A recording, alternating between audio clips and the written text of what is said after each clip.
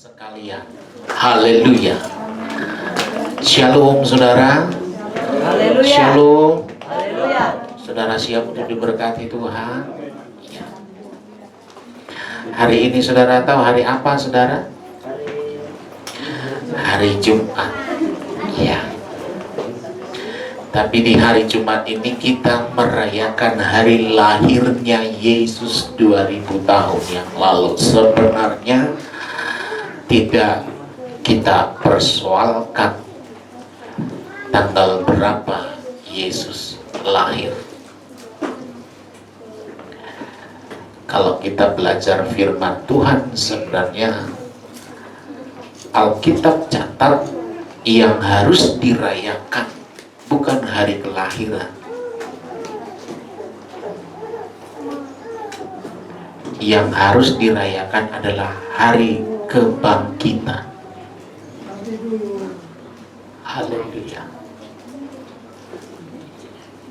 Itu sebabnya setiap kita masuk dalam perjamuan Tuhan selalu diingatkan memperingati hari kematian Tuhan, hari kebangkitan Tuhan, hari kenaikan Tuhan. Jadi yang harus dirayakan adalah hari kematian dan hari kebangkitan Tuhan, ya.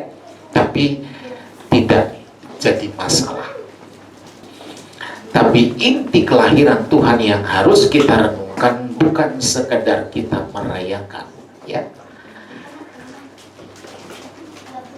Coba kita buka kitab Matius yang kedua, saudara. Haleluya. Matius yang kedua, ayatnya yang pertama. Matius yang kedua, ayat yang pertama saya baca begini. Sesudah Yesus dilahirkan di Betlehem, di tanah Judea, pada zaman Raja Herodes, datanglah orang-orang Majus dari timur ke Yerusalem dan bertanya-tanya, di manakah dia, raja orang Yahudi yang baru dilahirkan itu? Kami telah melihat bintangnya di timur. Perhatikan, bintangnya di timur. Dan kami datang untuk menyembah dia. Biar kita mengerti nanti saudara, apa artinya mereka melihat bintang. Yang pertama bintang, yang kedua disebut di timur. Saudara tahu timur itu, kalau disebut di timur apa itu artinya di timur saudara, ya? Di timur itu bicara tentang terbitnya matahari. Jadi arah mata angin selalu disebut timur dulu, karena dari timurlah terbit matahari. Matahari itu menyinari bumi. Jadi dari timur itu perlambang sinar. Jadi yang pertama dikatakan bintang, yang kedua dia terbit dari timur. Kalau nanti kita baca di kitab Yehezkiel 47 saudara, ada bait Allah, arahnya ke timur, mengalir, ada meluap air keluar dari bubungan pintu bait Allah. Diukur ada 1000 hasta pertama di pergelangan kaki. Diukur lagi 1000 hasta yang kedua sampai di lutut. Diukur lagi 1000 hasta yang ketiga sampai di pinggang. Diukur sampai keempat, tidak terarungi lagi. Itu bicara tentang air kehidupan. Jadi timur itu bicara sinar matahari, bicara terbitnya matahari, itu bicara tentang kehidupan. Yang ketiga, ketika Raja Herodes mendengar hal itu, terkejutlah ia beserta seluruh Yerusalem. Saudara perhatikan, seluruh Yerusalem terkejut Maka dikumpulkannya lah semua imam kepala dan ahli Taurat bangsa Yahudi. Lalu dimintanya keterangan dari mereka di mana Mesias akan dilahirkan. Mereka berkata kepadanya, di Bethlehem, di tanah Yudea. Karena demikianlah ada tertulis dalam kitab Nabi. Dan engkau Bethlehem tanah Yehuda, engkau sekali-kali bukanlah yang terkecil di antara mereka yang memerintah Yehuda. Karena daripadamu akan bangkit seorang pemimpin yang akan mengembalakan umatku Israel.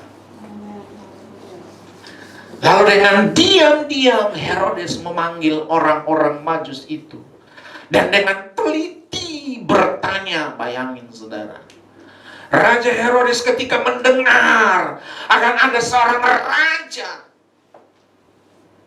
ada jiwa penasaran, ada jiwa pingin tahu, saudara. Makanya kalau nanti saya pelajari, saudara, orang Kristen itu ada 3 jenis, saudara.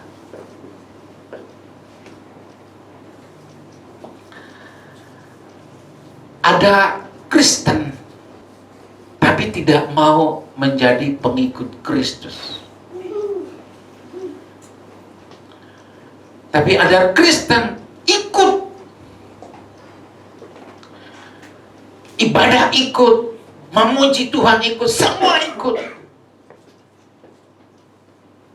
tapi nggak bisa menangkap apa yang menjadi isi hati Tuhan.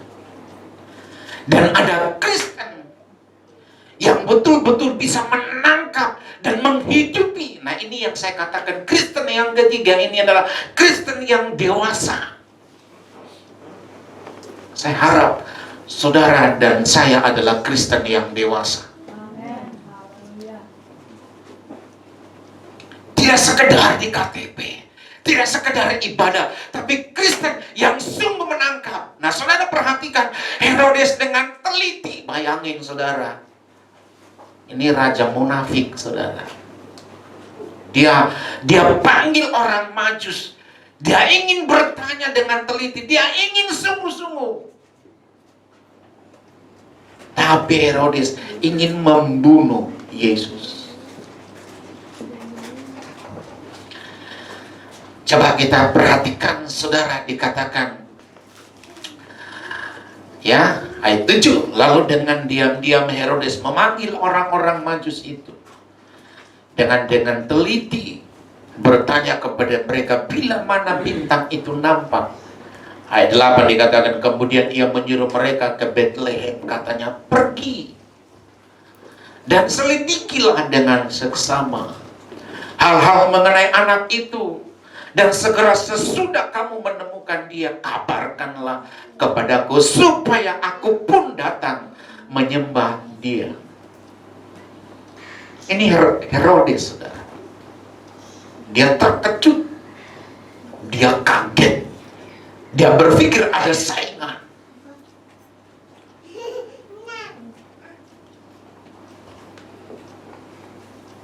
Ayat 9. Setelah mendengar kata-kata raja itu, berangkatlah mereka dan lihatlah bintang yang mereka lihat di timur mendahului mereka hingga tiba dan berhenti di atas tempat di mana anak itu berada. Nah, perhatikan saudara, orang Majus, mereka mengikuti cara jalannya bintang.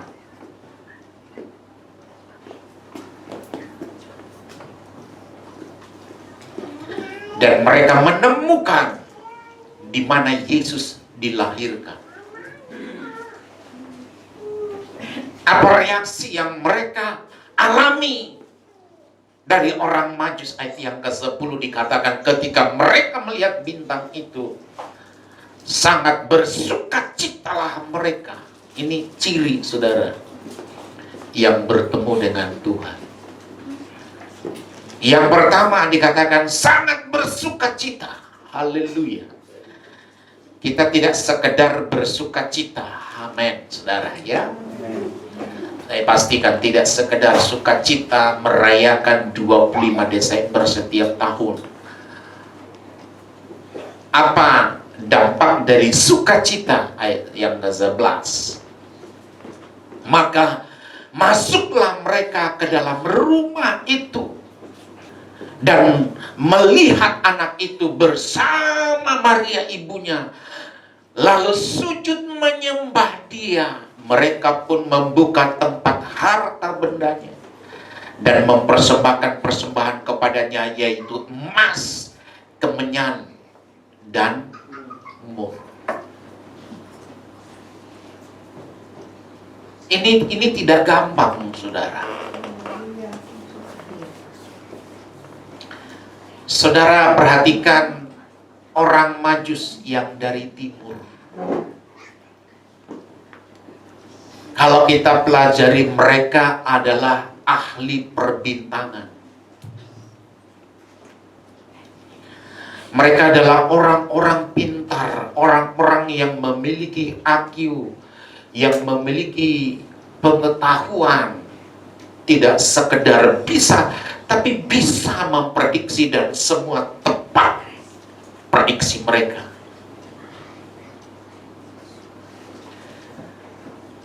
Tapi ada harga yang harus mereka bayar. Haleluya. Saya mau ingatkan kepada kita hari ini, saudara dan saya memperingati hari lahirnya Yesus. Harus ada harga yang harus kita bawa sama Tuhan. Amin atau amin ini, saudara ya. Ini perenungan yang harus kita renung. Ya kan? Pertanyaan saya di sepanjang tahun 2020, hampir kita selesaikan 365 hari.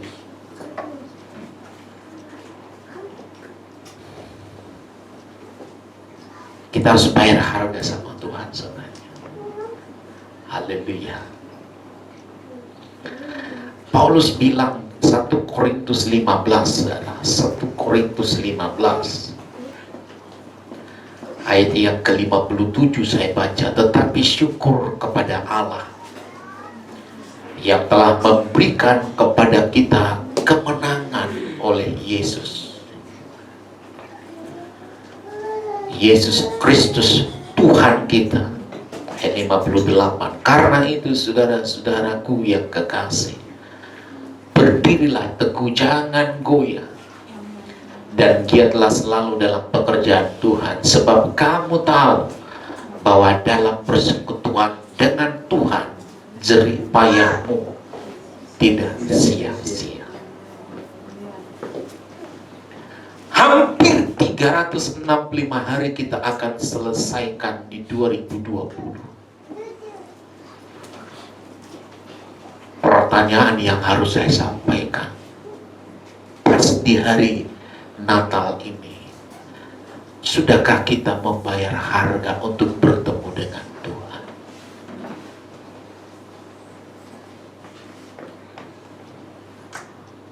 Karena jerih payah kita gak sia-sia, saudara. Semua Tuhan perhitungkan.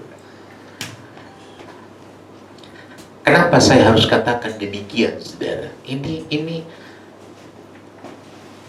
Ini bicara tentang bayar harga, saudara. Haleluya. Saudara mau gak diberkati Tuhan, saudara? Ya. Saya harus catat begini, saudara. Ini 2020 cukup istilah kata sangat memperhatikan. Karena banyak gereja tidak bisa beribadah, saudara. Banyak orang nggak beribadah. Dan ditentukan juga usianya harus beribadah ini dan itu segala macam. Nah, kalau sudah usia di atas 60 atau yang sudah lanjut usia, nggak bisa ibadah, saudara. Karena memang kondisi.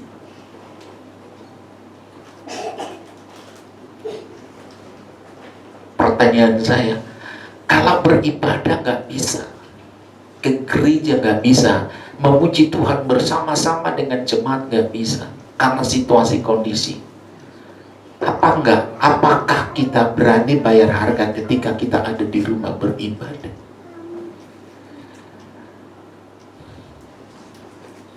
Nah, orang Majus lakukan ini, saudara.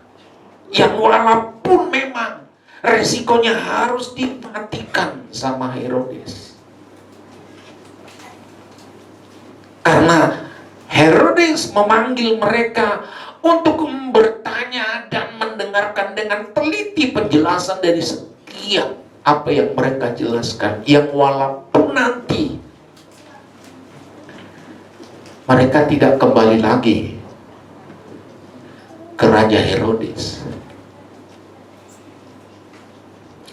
Karena ayat yang terakhir dari pembacaan kita tadi itu, dan karena diperingatkan dalam mimpi supaya jangan kembali kepada Herodes, maka pulanglah mereka ke negerinya melalui jalan lain. Karena risikonya mati.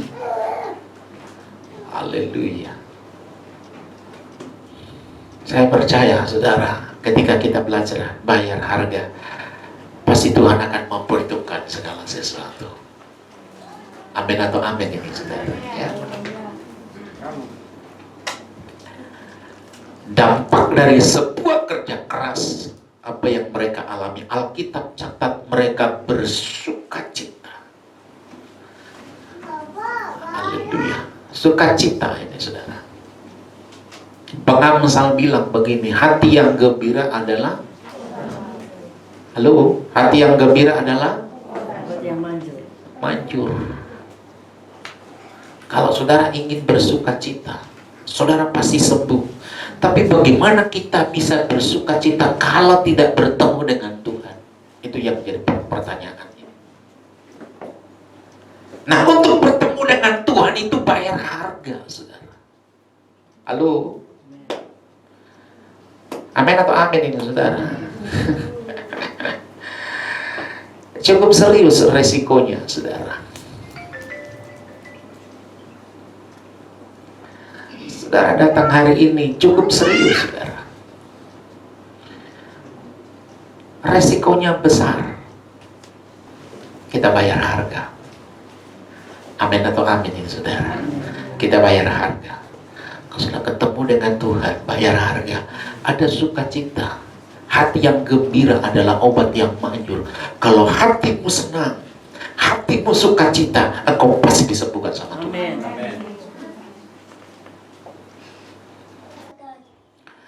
Coba saudara buka kitab Matius yang ke-25, saudara.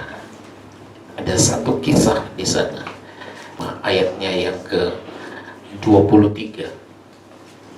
Kita baca bersama-sama 23 ya.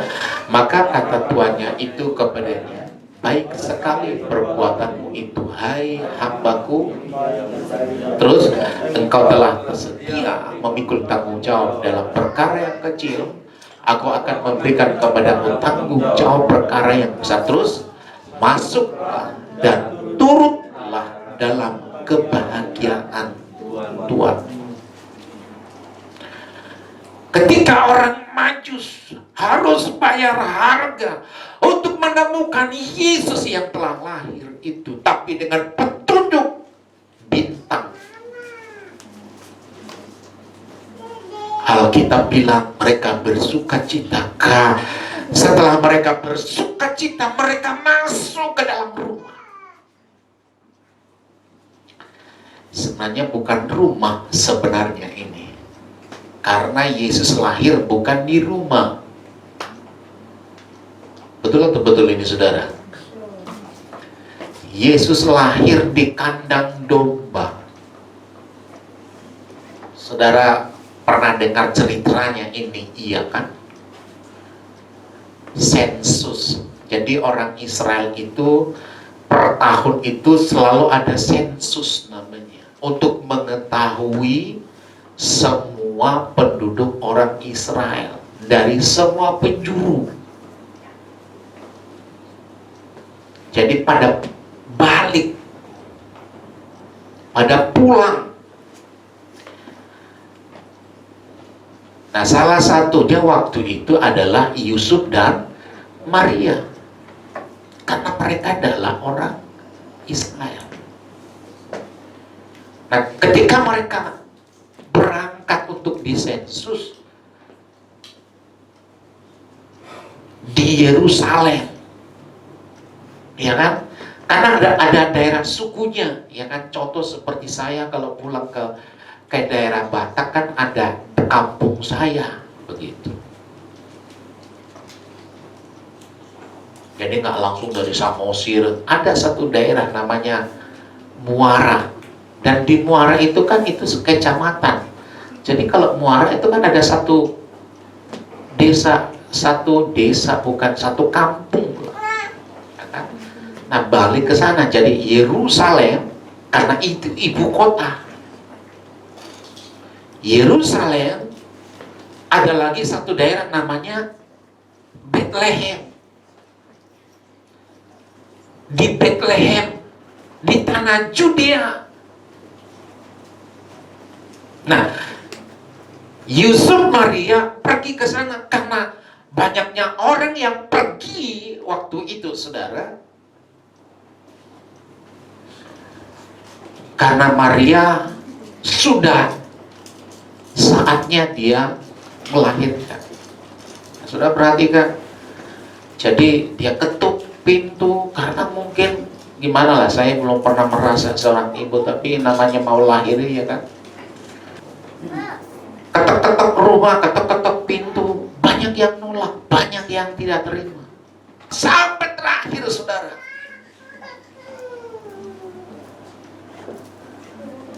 tawarkan kalau memang mau melahirkan, ada satu tempat namanya kandang domba. Saudara perhatikan, kandang domba sebaiknya bagaimana sih kandang domba, saudara? Ya kan? Tadi kandang domba, saudara, mungkin ada domba, ada kambing pada waktu itu, saudara. Bayangin yang menyaksikan Yesus lahir itu domba dan kambing di situ, saudara. Nah, nggak tahu taruhnya di mana, saudara. Nah, setelah lahir, ya kan,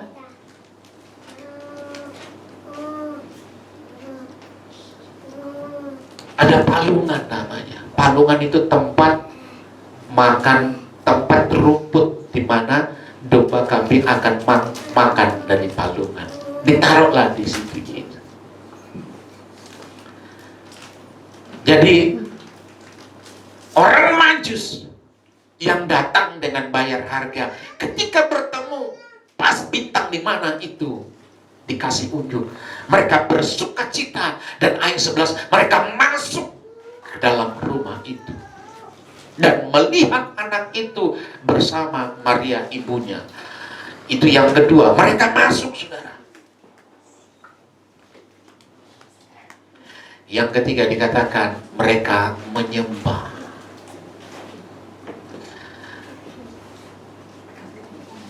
Setelah menyembah, apa yang mereka lakukan? Nah, ini yang saya katakan, mau datang bayar, ini adalah dampak dari bayar harga. Mereka bersuka cita, tapi tidak sekedar bersuka cita, mereka masuk dan menyembah.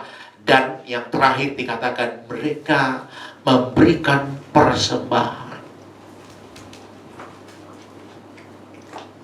membuka tempat harta bendanya dan mempersembahkan persembahan kepadanya, yaitu emas, kemenyan, dan mur. Roma yang ke-12, saudara, coba kita perhatikan. Roma yang ke-12. Roma yang ke-12, apa yang dicatat di sana? Karena itu, saudara-saudara, demi kemurahan aku menasihatkan kamu supaya kamu mempersembahkan tubuhmu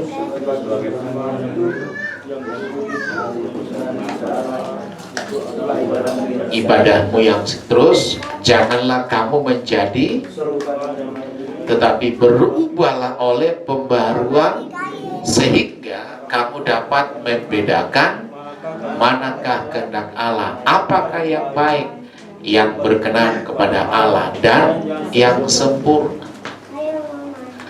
Jadi mempersembahkan Jadi ketika orang Majus, mereka bersuka cita, mereka masuk, mereka menyembah, mereka mempersembahkan persembahan. Makanya saya katakan, tidak sekedar harta yang akan kita berikan sama Tuhan. Oke, itu bagus, baik. Tapi lebih daripada itu, Tuhan minta tubuh kita ini sebagai persembahan yang berkenan kepada Tuhan.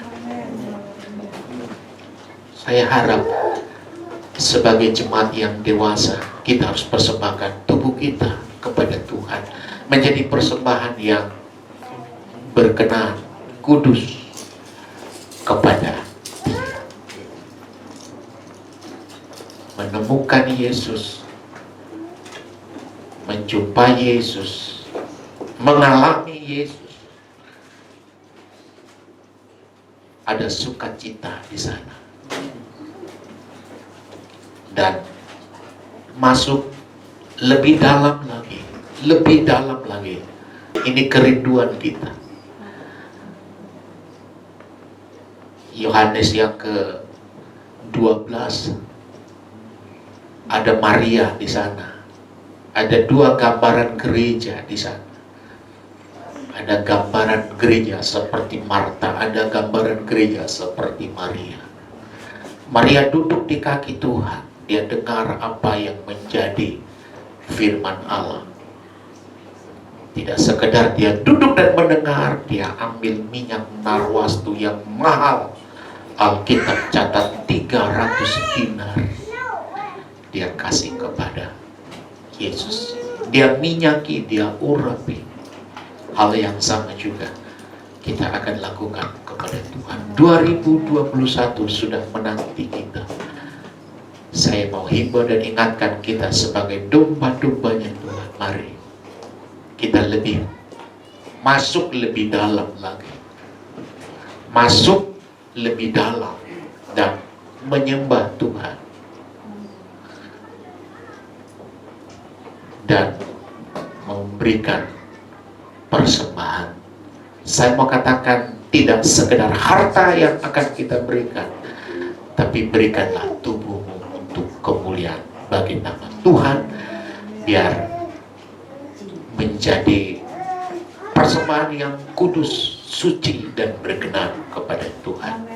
Nah, ini yang coba saya sampaikan untuk memperingati hari lahirnya Yesus.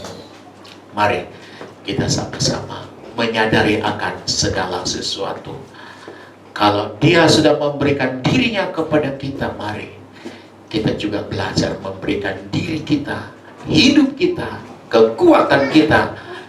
Di kitab Markus yang ke-11 dikatakan, Markus 12 ayat 31, persembahkanlah tubuhmu mengasihi Allah dengan segenap jiwa, kekuatan, apalagi saudara, dengan segenap hati. Jadi ada 4 lapisan yang harus kita jadi sesungguhnya mengasihi Allah. Saya percaya karena kasih-Nya yang begitu besar. Tuhan kiranya memberkati, Tuhan kiranya menolong kita sekalian. Selamat Hari Natal dan Tuhan memberkati. Haleluya, haleluya.